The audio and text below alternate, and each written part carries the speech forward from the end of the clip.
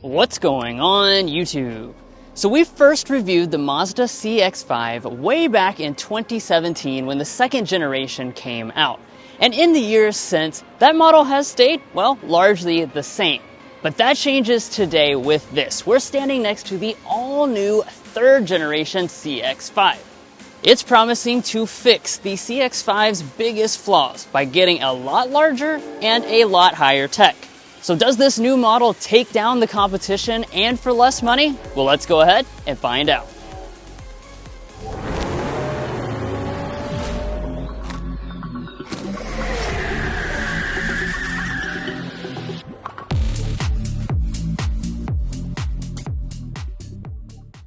All right, so let's get things started here with a quick spec dump. Under the hood is a carryover powertrain. It's a 2.5-liter naturally aspirated 4-cylinder engine making 187 horsepower.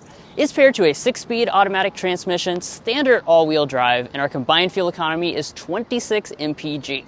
Now the base price for the CX-5 is $29,000 this year, and if you're looking to buy one or any new vehicle, we would encourage you to go to carconfections.com/newcarquotes to get the best price. Now there's a ton to talk about with this all-new CX-5, so let's kick things off with the exterior before we move to the inside. Now hopping into the exterior design, I think you can see just immediately that this CX-5 is an evolution of Mazda's signature design language. Despite the actual proportions of this model being significantly larger than the previous generation, I think the overall design actually looks fairly similar to the outgoing model. In my opinion, that's a pretty good thing because this has always been a very sophisticated looking vehicle. Now this new CX-5 is about a half an inch wider overall, and you can see that in the grille, which is a little bit more stretched out, again with that signature Mazda design. You have a smoked chrome finish, which will circle around it, and some black accenting through here. On your lower fascia, it's going to be a little bit more aggressive for the new generation, and the Premium and Premium Plus models will get a gloss black finish. Now let's also talk about the headlights. These are new for this generation, of course. You can see it's got a new lighting signature with a split daytime running light and turn signal indicator in 2 pieces. You have standard projector LED headlights on all models, but the top trim also adds in adaptive abilities. Now moving on to the wheels, your base 2 trim levels will come with 17-inch alloys. However, all the rest of the trims will come with these 19-inch alloys. If you get the Premium or the Premium Plus models, you get this gloss black finish you're seeing today. If you get that middle preferred trim, that will actually give you a contrast design. Now there are some rivals offering a little bit of a bigger size, but of course this does look fairly stylish overall with the polymetal paint color. The other thing I like is the gloss black finish that I was mentioning in the front. Those upper 2 trims will get that around the wheel arches as well as the lower part of the body. As we move up here to our mirrors, we've got a gloss black finish up here as well. You have standard blind spot monitoring on every single trim level, and if you choose anything except the base trim, you'll actually add in power folding and heating as well. So as we head to the side of this all-new CX-5, you begin to see some of those proportional changes that Drew mentioned in the front. That starts out with the length. The CX-5 is now 184.6 inches long. And while it may not look as such, it is actually 4.5 inches longer than that previous generation, and that now puts it in line with a lot of its largest rivals, such as the Honda CR-V. As far as some of your design elements out here, you do have gloss black window treatments for all of your models. And then up here at the top, as long as you choose the preferred or above, you have the gloss black slim style roof rails. But let's go and head on around to the rear, where you continue to see some of those evolutionary changes. I personally like the changes the most back here because some of these elements, including the Mazda text spelled out across the back, really give this an elevated luxury look.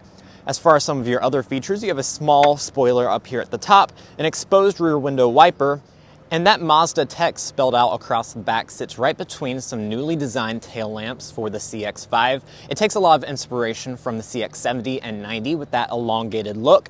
Top trims get the full signature lighting unit, and it's going to include fully LED elements, including the fading turn signal indicator. Now moving down to the bumper area, you have a gloss black finish for this model, and I really like that we retain the exposed exhaust outlets, and it helps give it an overall sportier flair.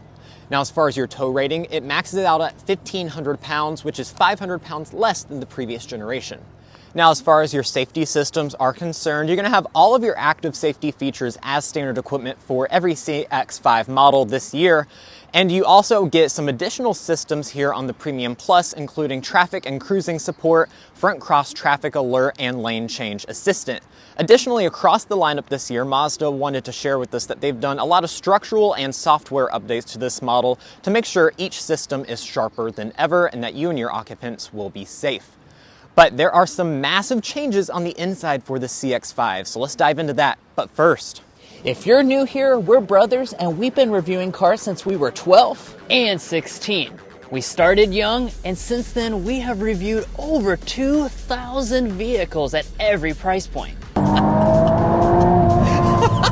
No matter what you're looking for, from humble to high-end, we'd love for you to subscribe to be a part of our Car Confections family. Let's learn a lot and have some fun with all the latest cars. All right, so now let's move on to the inside. First, here's our key fob. This is a typical Mazda key fob. You have smart entry on all but the base trim level. And walking up to the vehicle, just grab behind the handle there. That will unlock the door and fold the mirrors outward. And then let's check out this interior. Now, unlike the exterior, which is a little bit more evolutionary, guys, this interior is revolutionary. Definitely the biggest deviation we've seen from any Mazda product in recent years. And before we dive into those individual details, let's start by talking about the seats. Only the base trim will come with a cloth seat. As you move into the middle two trims, that will come with a suede and leatherette seats. And then when you get to the Premium and Premium Plus, that will give you the real leather seat you see here. We've got a two-tone finish here with a tan and black. I think it looks really, really nice. And Mazda was quick to point out a lot of the rivals, of course, just have leatherette. This is a real leather with perforation and stitching details. Now, the seats themselves are power adjusting on all but the base trim. You've got two-way lumbar support. And also, so long as you get at least the middle preferred trim, that will give you memory seating. But let's go ahead and climb inside. Now, closing up the door, we need to look around at the overall cabin materials for this new model. Of course, the CX-5 is always known with having a very luxurious overall interior. Let's see how the new generation stacks up. So, starting on our door trim, we have an extremely padded armrest with the leather cover here. That's very nice. We have a leatherette that goes through the center section here, and that's finished in the same tan color. However, the top part of the door trim is actually hard touch in the fully loaded model. I'm quite surprised by that and definitely disappointed. Up top with our upper dashboard, this section here is also going to be a hard touch from here to here. However, this side, on the passenger side, this is a soft touch material. Through the center section, we have a leatherette with a stitching detail. And then down here on our lower panels, you'll see this is finished in tan, so it looks like leatherette, but it's actually a hard touch plastic. It's just color matched to the seats themselves. So that's actually a bit of a step back from the previous generation. Everything feels pretty solid overall, but there's definitely more soft touch materials in the last generation. Now we'll fire it up with the push button start.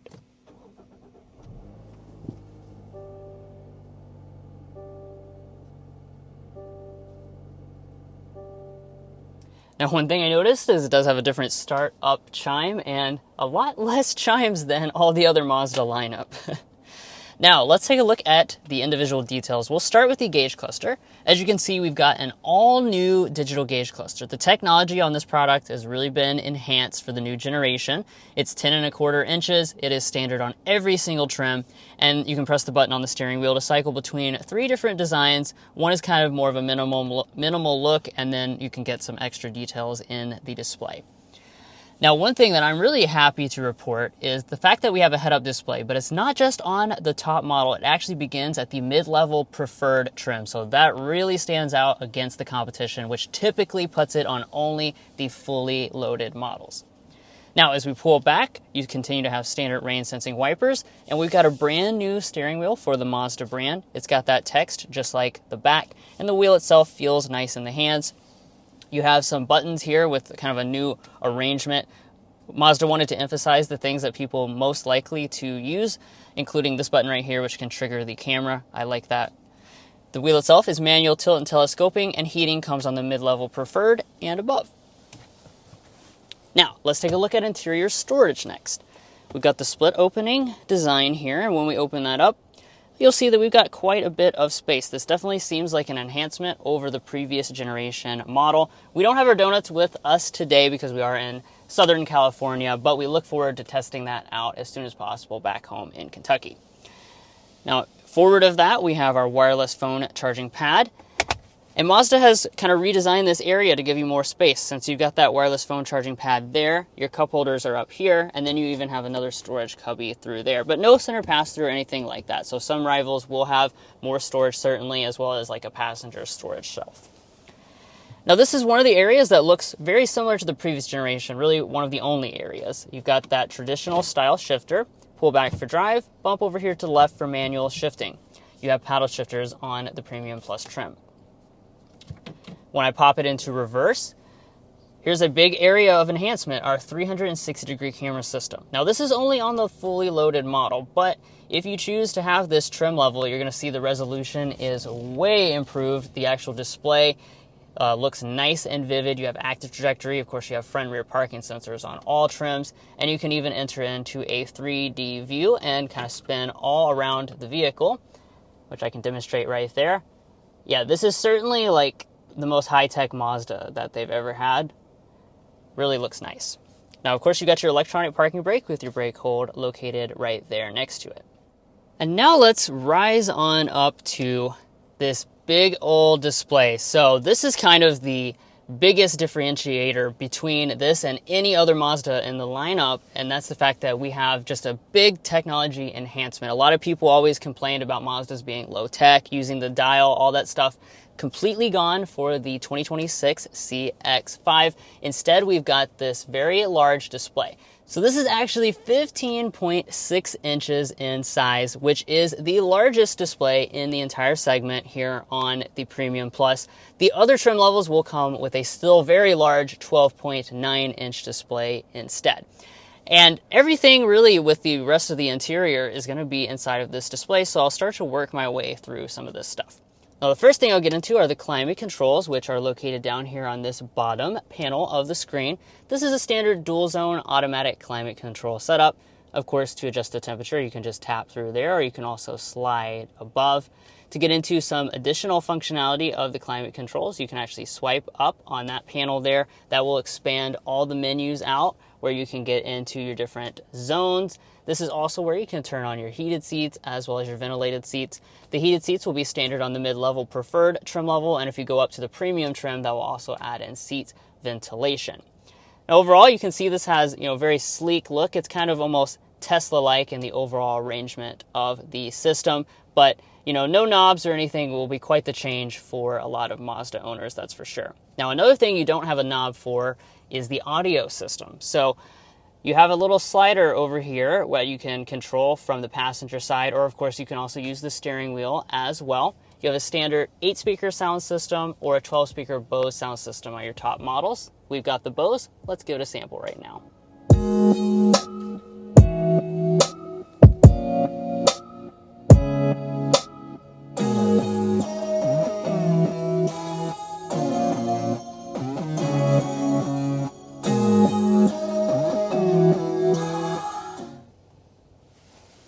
So overall sound quality of this system is pretty good. Definitely fills up the cabin nicely, and it has plenty of bass overall. All right, now let's zero in kind of on the rest of the display. Now, like I was saying, this is an all-new system for the Mazda brand.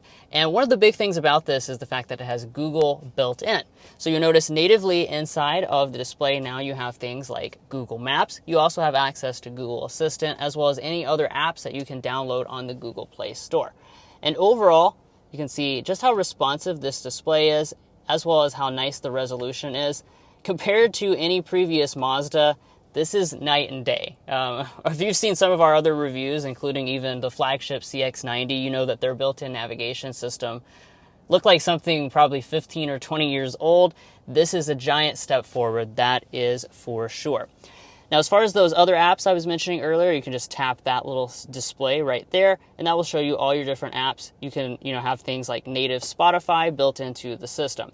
Now, if you don't want to use any of this, you still have wireless Android Auto and Apple CarPlay as well, and I'll tap into that to give you a look at what that looks like. But on this giant display, it really looks quite fantastic. You can see it fills up the entire display, and you can still, utilize the phone features that you're used to in other products. Now, as we rise above here, we've got an auto-dimming mirror with HomeLink universal remotes. And then let me go ahead and slide back this sunshade here. For the very first time, the CX-5 will now have an available panoramic sunroof. And the nice thing about this is that the front panel does open up. Now, the interior changes for this new generation of CX-5 continue here into the rear seats, and actually they continue before you even hop into the rear seats. I do want to mention, Mazda emphasized that they widen the openings for these doors, making it easier to get in and out, including the door almost opening up to 90 degrees itself. So that's really great when it comes to installing things like a child seat. Now let's hop into the back and talk about our overall measurements. That's also going to see some increases as well. We're measuring in over almost 40 inches of overall legroom and about 39 inches of headroom with the sunroof. It's a little bit more without it. And that is a really nice increase over the previous generation. That puts it in line with some of the largest rivals in the segment, even larger than things like the all-new RAV4. I also brought along the official Car Confections ruler to measure my realistic knee room behind Drew's 5'8" driving position. I'm 5'9". We're sitting at right about 10 inches of additional knee space. That's really fantastic in this segment. I can also have a lot of room under the seat in front of me. The seats themselves, they're very comfortable as well, nice and plush. And I do have one level of recline, which is better than 0. Now, as far as your other features go, you're going to have a fold-down armrest here, nice and padded with 2 large cup holders. These are a really nice increased size for this model. And there are also some more features here behind the center console. All but the base model will give you rear air vents, and then if you go for the premium trim and above, that will throw in USB ports as well as 3-stage heated seats. That's a nice luxury touch that not all of the rivals are currently offering. Now finally, let's wrap it up at the door trim. You won't have any rear window sunshades, and the top part will be hard touch like the front of the interior, although you do still have a padded section that is tan, just no stitching detail, and then you still have a really padded armrest as well as some good bottle storage down at the bottom. Now there continues to be even more space increases as we head to the cargo area. So to access this space, you have a hands-free tailgate on the Premium Plus only, although it is power on the Preferred and above. And take a look at this increased cargo space for this 3rd generation of CX-5. For the numbers themselves, you're going to be sitting at 33.6 cubic feet behind the second row seats and up to 66.5 cubic feet as a maximum. So that's not going to be the largest in the class, but that's going to be 7 cubic feet of maximum space over the previous generation, almost 10 more cubic feet larger than its sibling CX-50, but at the end of the day, it will be smaller than things like the all-new RAV4 and Honda CR-V. Now, if you're looking to compare this to those rivals, we would encourage you to go to carconfections.com/vehicle rankings. On there, we have gone through this very competitive compact crossover segment and ranked all of the newest rivals based on categories that are most important to you, the crossover buyer. Things such as cargo space and car technology, driving experience, and more. So if you are interested in comparing this to all of its many rivals, we would encourage you to go to carconfections.com/vehicle rankings. But back to this CX-5 here, there are quite a few features to talk about as well. First of all, I have cargo handles back here to fold these seats down all the way flat, which is really nice. Not all the rivals offer that. And they do split 40-20-40 split, which is very nice as well if you have a longer object to go up the center of the car. And then underneath the floor here, you will have a spare tire on this model. Not every rival is offering that as well. And this is a Car Confections review, so let me grab our cargo measurements. So behind Drew's 5'8" driving position, to the rear we're sitting at 72 inches of length. Behind the second row, 39 inches of length. As far as your width goes, we're sitting at a pretty good 42 inches wide. That's definitely improved for this new generation. And as far as your overall height, I'll try and get around this cargo cover, 31 inches as well. Let me get you your load in. That's also really good, 28 inches. And they were saying that they did make the load for lower so that you don't have to lift as high to get stuff into the rear.